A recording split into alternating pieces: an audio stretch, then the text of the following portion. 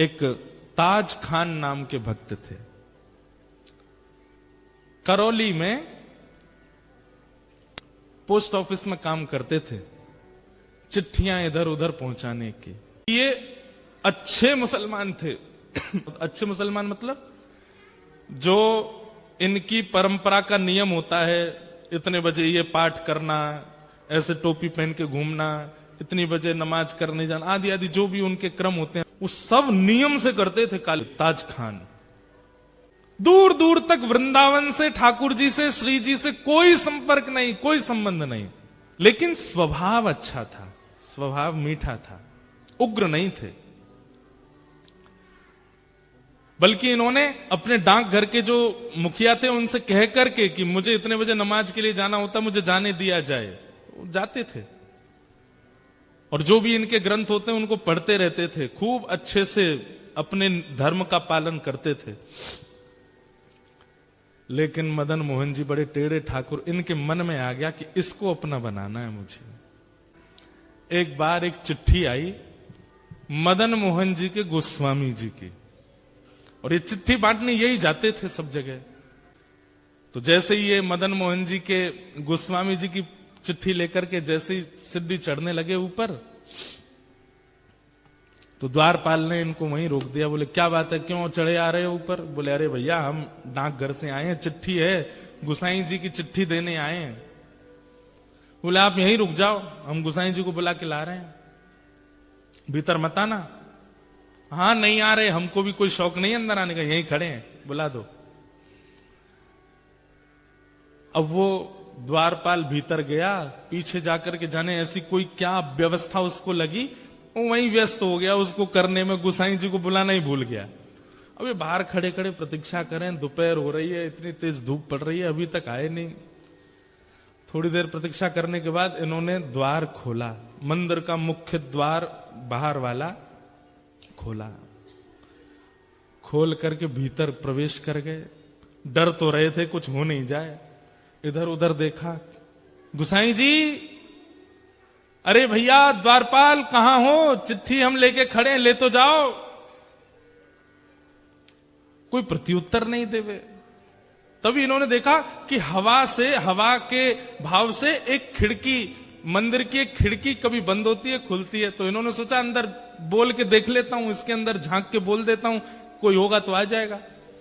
ये जैसे ही गए, खिड़की खुल रही थी, बंद हो रही थी, खुल रही थी, बंद हो रही थी। जैसे ही इन्होंने वहां अंदर झांक करके भीतर गुसाई जी बोला ही और नेत्र खोल करके देखा, तो सामने मंदिर में श्री मदन मोहन जी का इनको दर्शन हुआ।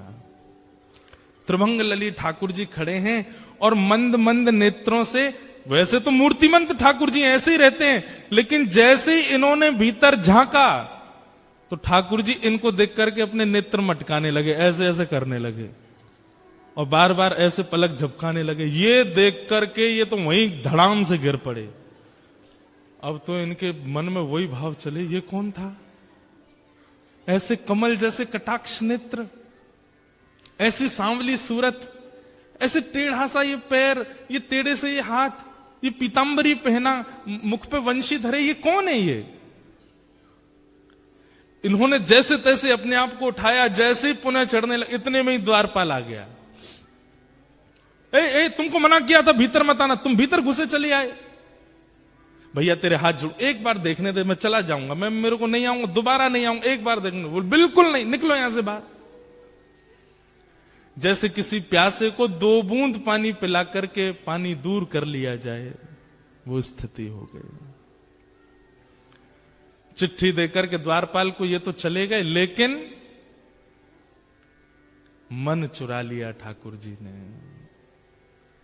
मेरो मन गिरधर छवि पे अटक्यो।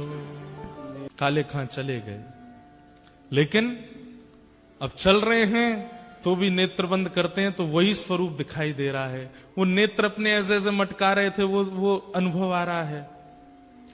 एक जगह बैठे रह जाते हैं, सोचते रहते हैं ये कौन था, ये ग्वारिया बालक कौन था, ये सांवरा सलोना कौन था।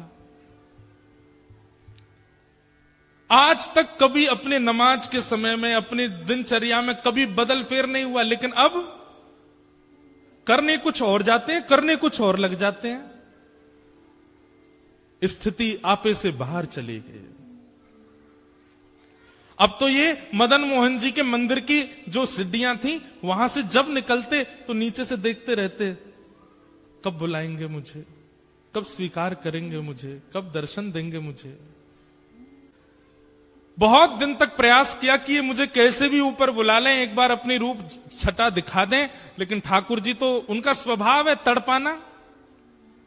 जब नहीं दर्शन हुए तो एक दिन काले खां ने कसम खा ली, बोले ठाकुर जी या तो मुझे दिख जाओ, या तो मुझे मिल जाओ, नहीं तो मैं अनशन व्रत पर बैठ रहा हूं, मृत्यु पर्यंत प्राण त्याग दूंगा। ऐसी स्थिति हो गई। धीरे धीरे अपना काम छोड़ दिया, परिवार वालों से दूर रहने लगे, अपने नियम क्रम सब से बिल्कुल ना इधर के रहे ना इधर के, बीच में आ गए बिल्कुल। स्थिति अवर्णनीय हो गई। एक दिन, 2 दिन, 3 दिन व्यतीत हो गए भोजन किए बिना। 3 दिन बाद श्री मदन मोहन लाल जी को बड़ी दया आ गई। बोले कि भूखा प्यासा बैठा है। अब ये भी तो बात है कि जैसे हम लोगों को तो पता है कि ठाकुर जी को मनाना है तो हम कथा में चले जाएं, ठाकुर जी को मनाना है तो संतों को भोजन करा दो, ठाकुर जी को मनाना है तो परिक्रमा करे आओ, ठाकुर जी को मनाना है तो यज्ञ कर लो। अब काले खां को तो कुछ पता भी नहीं है, वो तो जाति धर्म से भी अलग है, उसको पता ही नहीं है क्या करना पड़ता है ठाकुर जी को रिझाने मनाने के लिए। उसके पास यही तरीका था, ठाकुर जी के आगे कसम खाली, बोले मैं प्राण त्याग दूंगा, मुझे मिलो नहीं तो। 3 दिन जब बीत गए बिना कुछ खाए पिए, तो रात में जब मंदिर बंद हुआ, मंदिर बंद होते ही सब गुसाई आदि सब चले गए, सुश्री मदन मोहन लाल जी अपने गहने जेवर आदि सब उतार करके एक सामान्य से ग्वारिया का रूप धारण किया। एक धोती पहनी, बगलबंदी पहनी, सिर पर एक स्वाफा बांधा, बिल्कुल ऐसे हो गए साधारण से। और जो भोजन की थाली श्री मदन मोहन जी की रात में रखी जाती थी, बंटा भोग बोलते हैं उसको, श्री मदन मोहन लाल जी का जो रखा था, ठाकुर जी ने उसको उठाया खुद और निकल पड़े काले खां के पास। यहां पर मरणासन अवस्था में काले खां बैठा है, गला सूख गया है, आंखें मरने को हो रही हैं। और उस समय पर द्वार पर दस्तक होती है, खटखटाने की आवाज आती है। काले खां जैसे तैसे खिसक करके जाता है, जैसे ही द्वार खोलता है तभी सामने देखता है एक नन्हा सा कुमार बालक, आयु होगी 8-9 वर्ष की, सिर पर स्वाफा बांध करके और ऐसे कमर पर अपने थाली लेकर के और दूसरे कमर पर हाथ धर के द्वार पे आके खड़े हो गए और आकर के बोले, तुम्हारा नाम काले खां है? काले खां बोले, हाँ भैया मेरा नाम काले खां है, पर तुम कौन हो? और ये इतने सुंदर हो, इतने प्यारे हो, तुम्हारी मैया नहीं है, तुम्हारे पिताजी नहीं है जो आधी रात में तुमको अकेला छोड़ दिया? अरे हम देखने में छोटे लगते हैं, वास्तव में तो श्री मदन मोहन जी मंदिर के हम टहलुआ हैं, रात भर चौकीदारी करते हैं। डोल डोल टहलुआ कहते हैं जो टहल टहल करके रखवाली करे। कई लोग होते हैं ना, उम्र तो बड़ी होती है, दिखने में वही है हमारा भी, उम्र तो हमारी बहुत है। कितनी उम्र होगी? बोले गिन नहीं पाओगे, 2-3 हजार साल के तो हैं हम। तो काले खां बोला मजाक कर रहा है भाई, छोटा बालक है, बड़ी बड़ी बात कर रहा है। अच्छा भैया मदन मोहन जी मंदिर से आए? बोले हाँ। क्यों आए? बोले को वहां के जो गोस्वामी जी हैं ना, पता नहीं उनके मन में क्या बात आई, मेरे को आकर के थाल पकड़ा दी और बोले जाओ जाकर के काले खां को प्रसाद दे आओ, बोल दो मदन मोहन जी ने प्रसाद भेजा है।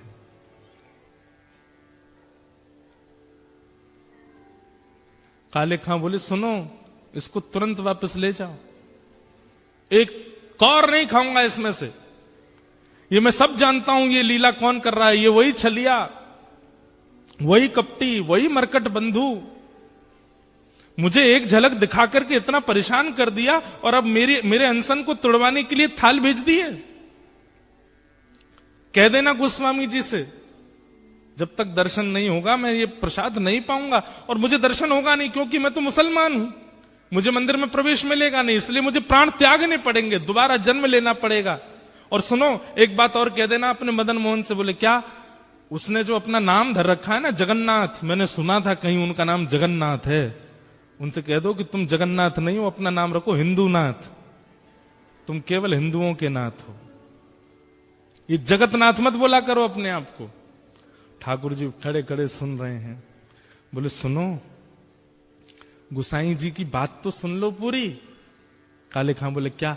बोले इसमें से प्रसाद पा लेना और प्रसाद पा करके सुबह बर्तन मांज करके मंदिर दे जाना और मदन मोहन जी के दर्शन कर जाना। गुसाई जी ने आज्ञा दी। सुन करके काले खां खुश हो गए। लेकिन अब स्थिति ये हो गई कि पहले तो हर जगह मदन मोहन जी दिखते थे, लेकिन अब वो टहलुआ दिख रहा है। अब ये मोहन थार उठा में तब भी टहलुआ का स्मरण हो, पूड़ी उठा में तो भी टहलुआ का स्मरण हो, सब्जी खा में तो भी। अब ये मन में विचार करने लगे, मेरे मन में कोई रोग हो गया है।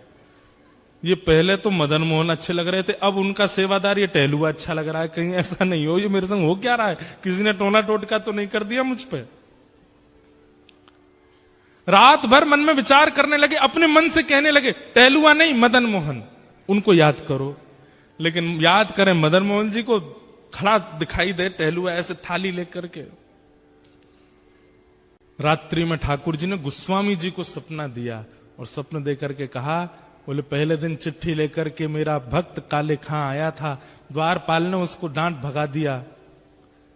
अरे गोस्वामी जी, मुझे उसको स्वीकार करना और मैं उसे स्वीकार कर चुका हूं। 3 दिन से अनशन व्रत पे था, मैं अपनी सोने की थाल में भोजन देकर के आया हूं।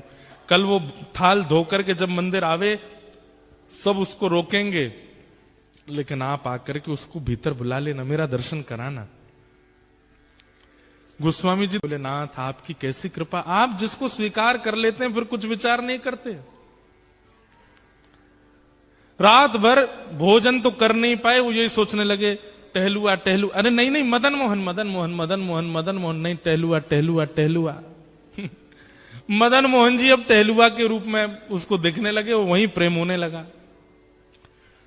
सुबह उठ करके सारी सामग्री साफ करी, पूरी थाली साफ करके बोला भैया गलती हो गई, मेरे तो मन को कोई रोग हो गया है, मैं जाके गोस्वामी जी को थाल दे दूंगा, बोल दूंगा मदन मोहन जी नहीं चाहिए, अपना टहलुआ दे दो, मैं तो उसी को देखता रहूंगा।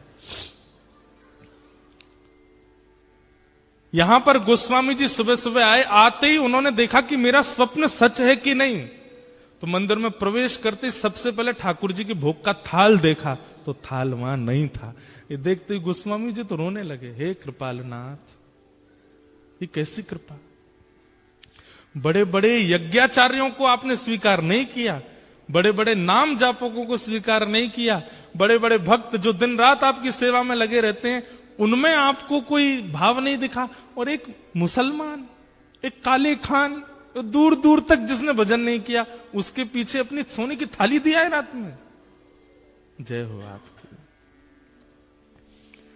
गोस्वामी जी प्रतीक्षा कर रहे हैं कब आएगा काले खान।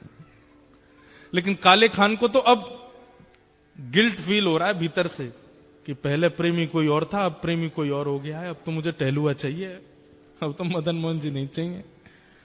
मंदिर द्वार पर जैसे ही पहुंचा, द्वारपाल से बोला सुनो ये थाली भीतर गोसाई जी को दे आओ। थाली तेरे पास कैसे आई? बोले कि उनको बोल देना रात में उन्होंने भिजवाई थी मेरे लिए टहलुआ के द्वारा। बोले कौन टहलुआ? अरे जो रात में मंदिर में रहता। बोले मैं ही तो रहता हूं रात में मंदिर में, मैं ही टहलुआ हूं यहाँ का। बोले तुम नहीं, उस सुंदर वाला टहलुआ। बोले अच्छा तो मैं कुरूप हूं? बोले नहीं मैं ऐसा नहीं बोल रहा हूं, 2 होंगे ना तुम, एक सुंदर छोटा सा काजल लगा करके सिर पे पगड़ी बांध के बढ़िया पीली सी पिता, और बड़ी अच्छी सुगंधी आ रही थी उसमें से, क्या वर्णन करूं उसकी रूप माधुरी का मैं। वो टहलुआ। बोले सुन तू यहीं खड़ा रहे, कोई टहलुआ नहीं है, मैं ही टहलुआ हूं और मैं गोसाई जी को अभी बुला के लाता हूं, तेरी तो अभी खैर नहीं। भीतर गए, इतने में ही जाकर के थाल दिया। गोसाई जी बोले थाल लायो? कौन लेकर के आया थाल? बोले वो काले खान आया है द्वार पे, उसको भीतर नहीं लाए? बोले वो तो कह रहा है कि टहलुआ से मिलना उसको। और मैं ही टहलुआ हूं, वो पता नहीं कौन से टहलुआ का वर्णन कर रहा है। गोस्वामी जी निकल के बाहर आए, अप्रस में थे फिर भी बाहर आ गए, नेत्रों में आंसू। काले खान, कौन आया था रात को? बोले आपके मंदिर का टहलुआ आया था। मुझसे गलती हो गई, पहले तो मुझे वो प्रिय लग गए थे, लेकिन अब मुझे वो टहलुआ ही चाहिए। मैं मंदिर में कभी नहीं आऊंगा, आप जितना कहेंगे मैं उतनी रकम दे दूंगा, केवल वो टहलुआ मुझको दे दो जो रात भर यहां टहलता है। ऐसे कटाक्ष नेत्र थे उसके, ऐसी सुंदर सी नासिका थी, ऐसी मधुर मुस्कान थी, ऐसी सुंदर उसने पगड़ी पहन रखी थी और उसमें से ऐसी अद्भुत सुगंधी आ रही थी। हे गोस्वामी जी, मैं आपके आगे हाथ जोड़ के कह रहा हूं, अगर दे नहीं सकते तो जैसे दर्शनार्थियों के लिए नियम है कि सुबह इतने बजे आओ, दर्शन होते हैं मदन मोहन जी के, सबको मदन मोहन जी के दर्शन कराओ, मुझे वो टहलुआ के दर्शन करा दिया करो बस। गोस्वामी जी बोले चल टहलुआ से मिलवाते हैं। पहली बार श्री मदन मोहन जी के मंदिर के अंदर गए, ढूंढ रहा है काले खान कहां है, कब दिखेगा कब दिखेगा। तो बाकी सबको तो श्री मदन मोहन जी पाषाण रूप में दिख रहे थे, लेकिन काले खां को वो रात वाले टहलुआ के रूप में दिख रहे थे। ये रहते टहलुआ।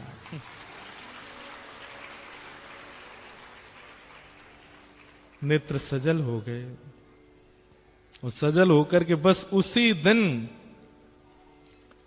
मदन मोहन जी के श्री चरणों को प्रणाम किया। बोले स्वयं ठाकुर जी टहलुआ बन के आए मेरे घर पे, इतना श्रम किया। और जीवन भर के लिए श्री मदन मोहन जी के दास बन गए। कौन? काले खान।